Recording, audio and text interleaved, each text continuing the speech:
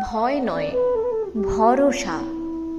রটন্তী পূজায় ভক্তি আর শক্তির মিলন কথা। রটন্তী কালী পূজা বাংলার শক্তি সাধনা ও লোকবিশ্বাসের এক অনন্য অধ্যায়।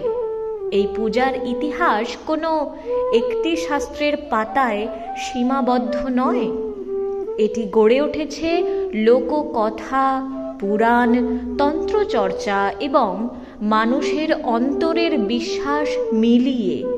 তাই রটন্তী কালী পূজা কেবল একটি ধর্মীয় আচার নয়, এটি এক আবেগ ঘন ঐতিহ্য, যেখানে দেবী কালী ভক্তের কাছে ভয়ঙ্কর নন, বরং আশ্রয়দাত্রী আদ্যাশক্তি। এই পূজা পালিত হয় মাঘ মাসের কৃষ্ণ চতুর্দশী তিথিতে, যা একে অন্যান্য কালী পূজা থেকে আলাদা করেই। সাধারণত কালী পূজা অমাবস্যার সঙ্গে যুক্ত হলেও রটন্তী কালী পুজো অমাবস্যার নয়।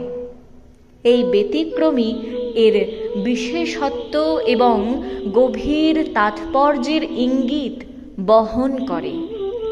লোকবিশ্বাস বলে এই বিশেষ তিথিতে দেবী কালীর মহিমা ত্রিলোক জুড়ে রটে গিয়েছিল, অর্থাৎ তার শক্তি, রূপ এবং মহিমা সর্বত্র প্রচারিত হয়েছিল।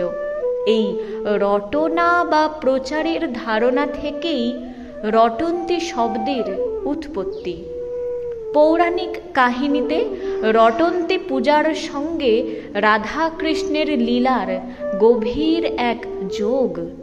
বিশ্বাস করা হয় কৃষ্ণের বাঁশির ডাকে গোপিনীরা আদ্যাশক্তি শ্রী রাধার দর্শন পান, যেখানে রাধা ও কালীর এক আশ্চর্য ঐক্য ধরা পড়ে।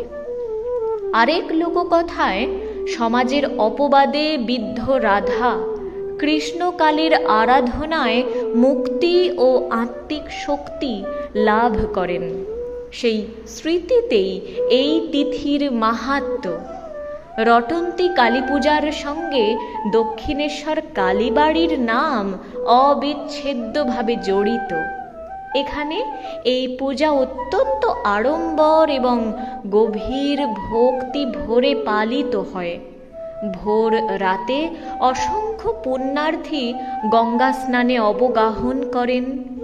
কথিত আছে ঠাকুর শ্রীরামকৃষ্ণ এই বিশেষ তিথিতে দেবতাদের স্বর্গ থেকে নেমে আসতে দেখেছিলেন। সেই বিশ্বাস আজও ভক্তদের মনে এক অদ্ভুত শিহরণ জাগায়, যেন এই দিনে আকাশ ও মর্ত্যের সীমারেখা মুছে যায়। তন্ত্র সাধনার দৃষ্টিতেও রটন্তী কালী পূজা অত্যন্ত ফলদায়ক। ভক্তদের বিশ্বাস এই দিনে দেবীর শক্তি চারিদিকে ছড়িয়ে পড়ে, অশুভ শক্তি ক্ষয়প্রাপ্ত হয় এবং মানুষের অন্তরে জাগে অপরাজেয় সাহস। সবশেষে বলা যায় রটন্তী কালী পূজা আমাদের শেখায় দেবী কালী কেবল সংহারিণী নন, তিনি মুক্তিদাত্রী। বিশ্বাসী এখানে শেষ সত্য, আর মা কালী শেষ আশ্রয়।